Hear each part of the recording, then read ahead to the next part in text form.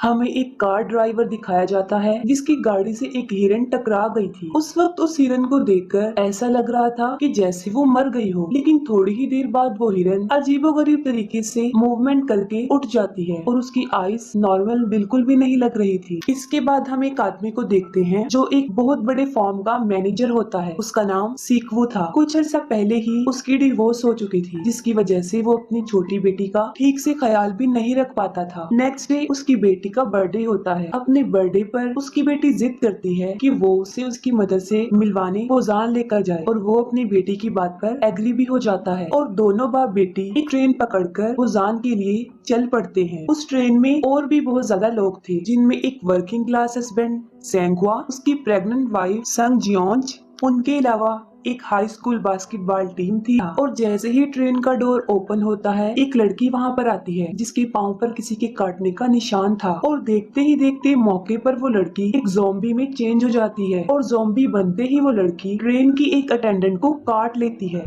उसके काटते ही वो अटेंडेंट भी ज़ॉम्बी में बदल जाती है। बस ऐसा होते ही ये वायरस बहुत तेजी से उस ट्रेन में फैलने लगता है, जिसकी वजह से बहुत से लोग इसकी लपेट में आ जाते हैं। इस ट्रेन में ट्रेवल करने वाले कुछ पैसेंजर्स ट्रेन के उस बॉक्स को जहाँ पर ये इन्फेक्शन फैला था छोड़कर किसी दूसरे बॉक्स में चले जाते हैं और अब वो जिस बॉक्स में जाते हैं वहाँ पर ये ज़ॉम्बी इन्फेक्शन अभी तक नहीं आया था। ट्रेन की न्यूज ब्रॉडकास्ट में बताया जाता है कि ये ज़ॉम्बी इन्फेक्शन न सिर्फ उस ट्रेन में बल्कि पूरी कंट्री में फैल चुका है और मैक्सिमम लोग इसकी लपेट में आ चुके हैं। और जब ये ट्रेन किसी दूसरे स्टेशन पर जाकर रुकती है तो सारे पैसेंजर्स सिटी की तरफ भागते हैं, लेकिन बाहर निकलकर वो अपने इर्द गिर्द देखते हैं कि यहाँ तो पहले ही वो ज़ॉम्बी इन्फेक्शन बुरी तरह फैला हुआ है, जिसकी वजह से वो वापस ट्रेन की तरफ भागते हैं। ट्रेन में बैठने की भागदौड़ में लोग अलग अलग डब्बों में बैठ जाते हैं। तब ट्रेन का कंडक्टर इस ट्रेन को पोजान की तरफ ले जाने का सोचता है, क्योंकि उसे रिपोर्ट मिली थी कि चंद बचे कुछ शहरों में पोजान भी एक शहर है जहाँ अभी तक ये इन्फेक्शन एंटर नहीं हो सका। सीकवू, सेंगवा और यंगगुक ट्रेन में रास्ते ढूंढते हुए बाकी पैसेंजर से भी मिलते हैं और ये 6 के 6 लोग मिलकर ट्रेन के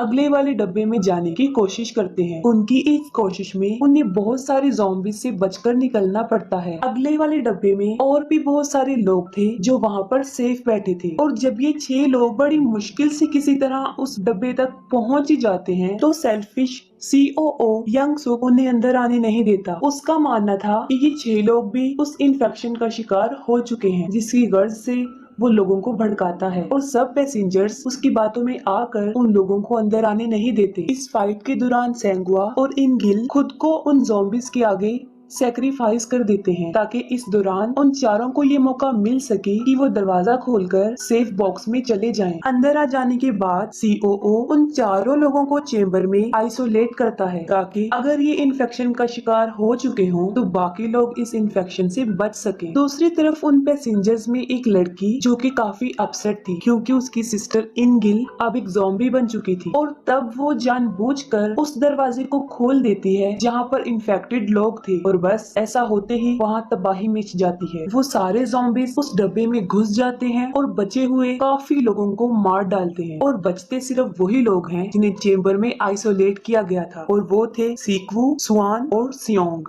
इनके अलावा COO और एक ट्रेन अटेंडेंट खुद को बाथरूम में बंद करके अपनी जान बचा लेते हैं। फिर हम देखते हैं कि इस ट्रेन का रास्ता ब्लॉक हो चुका था, जिसकी वजह ये थी कि उस स्टेशन की पटरियां बंद थी और जैसे ही वो ट्रेन अपने स्टॉप पे रुकती है बचे हुए पैसेंजर्स किसी दूसरी ट्रेन की तलाश में निकल पड़ते हैं और इसी तलाश में वो सब एक दूसरे से बिछड़ जाते हैं। वो COO एक बार फिर से खुद गर्जी का मुजाहिरा करता है। वो अपनी जान ट्रेन अटेंडेंट को उन ज़ॉम्बीज की तरफ धक्का देकर बचाता है, जिससे वो अटेंडेंट की भी मौत हो जाती है और वो सेल्फिश युनसुक बच जाता है। अब यहाँ पर युनसुक वैसे तो बच गया था, लेकिन उसे एक ज़ॉम्बी ने काट लिया था और डेफिनेटली वो खुद भी अब एक ज़ॉम्बी बन चुका था और वो बचे हुए उन लोगों पर अटैक करने कर देता है। सीकवू ज़ॉम्बी युनसुक से लड़ता है, लेकिन इस फाइट में युनसुक उसे काट लेता है। सीकवू यहाँ पर समझ जाता है कि अब क्योंकि उस ज़ॉम्बी ने उसे काट लिया है तो अनकरीब वो भी ज़ॉम्बी में बदलने वाला है। ये सोचकर वो अपनी बेटी और सियोंग को इंजन वाले रूम में बंद करता है और जाने से पहले वो अपनी बेटी से अपनी लाइफ के लास्ट वर्ड कहता है। अब जाहिर है सीक्वू ने ज़ॉम्बी बन जाना था, तो जैसे ही वो फुल ज़ॉम्बी बनता है वो ट्रेन से कूद जाता है और यहाँ पर सीक्वू काफी इमोशनल हो जाता है और वो मरते हुए भी उन मोमेंट्स को याद करता है जब उसकी बेटी बिल्कुल छोटी सी थी और उसने उसे अपने हाथों में उठाया था। और अब ट्रेन फाइनली पोजान पहुंच जाती है और तब दो लोग स्वान और सियोंग वहां पर उतरते हैं और ये दोनों ही थे जो उस ट्रेन में सरवाइव कर गए थे। वो आगे की तरफ जाते हैं जिसकी दूसरी तरफ कुछ सोल्जर्स थे और ये सोल्जर्स बॉर्डर को ज़ॉम्बीज से डिफेंड कर रहे थे और उन दोनों को देखकर वो समझते हैं कि शायद ये दोनों भी ज़ॉम्बीज हैं और बस वो उन दोनों को शूट करने ही वाले होते हैं कि तभी उन्हें स्वान के सॉन्ग की आवाज आती है जिससे वो समझ जाते हैं कि ये कोई ज़ॉम्बी नहीं बल्कि रियल ह्यूमन सरवाइव है।